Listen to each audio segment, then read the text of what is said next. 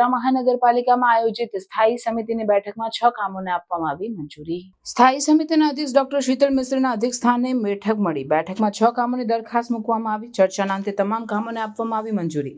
જમીન મિલકત શાખા, મિકેનિકલ ખાતું, અગ્નિશામન અને તાત્કાલિક સેવા વિભાગ, ઓડિટ વિભાગના મહત્વના કામોને મંજૂરી અપાઈ. સ્થાયીના સભ્ય મીનાબા ચૌહાણે 7 ગામના કર્મચારીઓ માટે રજૂઆત કરી. 3 માસથી ઠરાવ થઈ ગયો હોવા છતાં પંચાયત પ્રમાણે પગાર ચૂકવવામાં આવે છે. બેઠકના અંતે સમિતિના અધ્યક્ષ ડોક્ટર શીતલ મિશ્રે માહિતી આપી. આજની સ્થાયી સમિતિમાં 6 દરખાસ્તો ચડાવવામાં આવી હતી. 6 દરખાસ્ત નાના મોટા ફેરફાર સાથે મંજૂર કરવામાં આવી છે. જમીન મિલકત કોમર્શિયલ શાખા દ્વારા કોર્પોરેશનને જે સંપ્રાપ્ત થયેલા ફાઇનલ પ્લોટો છે એમાં અમુક પ્લોટો કોમર્શિયલ છે, અમુક પ્લોટો રેસિડેન્શિયલ છે અને અમુક પાર્કિંગ અથવા કોમ્યુનિટી યુઝ માટેના પ્લોટ છે. એવા 24 પ્લોટ આઈડેન્ટિફાઈ કરી અને ત્યાં પે એન્ડ પાર્કની સુવિધા ઓક્શનિંગ દ્વારા કરી અને હયાત પોલિસી પ્રમાણે આ માટેની જે સત્તા છે એ કમિશનરશ્રીને આપવામાં આવેલી છે.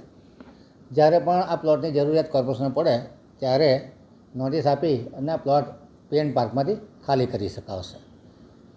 સ્વર્ણિમ જયંતિ ગ્રાન્ટ 23-24 અંતર્ગત 6 સુટેબલ ચેસીસ પર 5x5ના બ્લોકવાળા મોબાઈલ ટોયલેટ વાન ખરીદવાનું કામ હતું, જેને સૌથી લોએસ્ટ ઇજાદાર પાસે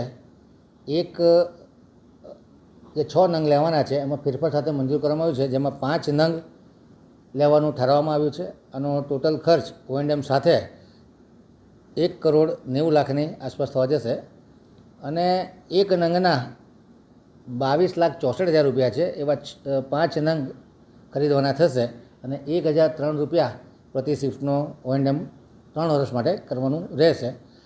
આ કામકાજમાં ફેરફાર કરી 6ના બદલે 5 નંગ અને 5 નંગના O&M મંજૂર કરવામાં આવ્યા છે. અગ્નિશમન દ્વારા સબવાહિની તથા એમ્બ્યુલન્સ તરીકે ઉપયોગ થઈ શકે એ પ્રમાણેના 3 વ્હીકલ લેવાનું નક્કી કરવામાં આવ્યું છે, જેમાં ફેરફાર સાથે મંજૂર કરવામાં આવ્યા છે કે જે LP 716/45 એટલે કે મોટી ચેસીસ ઉપર જે સબવાહિની બનાવવાની છે એમાં જે ભાવ આવ્યા છે એના કરતાં 50,000 રૂપિયા ડિસ્કાઉન્ટ કરવાનું ઠરાવવામાં આવ્યું છે. એવી જ રીતે નાની સબવાહિની કે જેમાં LP 412/36 ટાટાની ચેસીસમાં આ મશીનરી લગાડવાની છે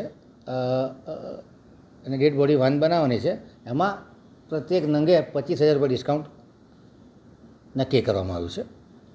સુરત ડી વર્ક શાખા દ્વારા શહેરમાં 40 જેટલા અલગ અલગ કેપેસિટીના પંપો છે એના ખાસ કરીને રિપેરિંગ અને રીવાઇન્ડિંગ માટેના કામને 20 લાખની મર્યાદામાં મંજૂર કરવામાં આવ્યું છે. વર્ષ 2024-25નો ઓડિટ રિપોર્ટ જાણમાં લેવામાં આવ્યો છે અને વોર્ડ નંબર 12માં અકોટા વિસ્તારમાં IOC નગરથી શક્તિ પાર્ક થઈ અકોટા સ્ટેડિયમ તરફ ડ્રેનેજ નળીકા નાખવાના કામે જે 4% ઓછાના ભાવનું કામ હતું કે જે 21,16,208 રૂપિયા વત્તા GSTનું ભાવપત્રક હતું એને મંજૂરી આપવામાં આવે છે. આ ઓજી વિસ્તારના જે કર્મચારીઓને આપણે સમાવેશ કર્યા છે એનો ઓર્ડર આપવાનું કામ ક્યાંક ડિલેમાં ચાલે છે. આથી અધિકારી જોડે વાત કરી અને કામ વહેલી તકે પૂર્ણ થાય એ દિવસમાં રજૂઆત કરવામાં આવે એ છે. 7 ગામના કર્મચારીઓ જે છે એમને પંચાયતના ધારાધોરણ મુજબ જ હજી સુધી પગાર આપે છે, પણ 3 મહિના પહેલાં એમની નિમણૂક થઈ ગયું છે, ઠરાવ થઈ ગયો છે કાયમી કરવા માટે, પણ હજી એમને ઓર્ડર લેટર આપવામાં આવ્યો નથી અને વારંવાર રજૂઆત કરી છે તે છતાં પણ હજી નથી આપતા. એટલા માટે મેં ચેરમેનને રજૂઆત કરી હતી. થઈ જશે, હમણાં કમિશનર સાહેબ સાથે વાત કરે છે.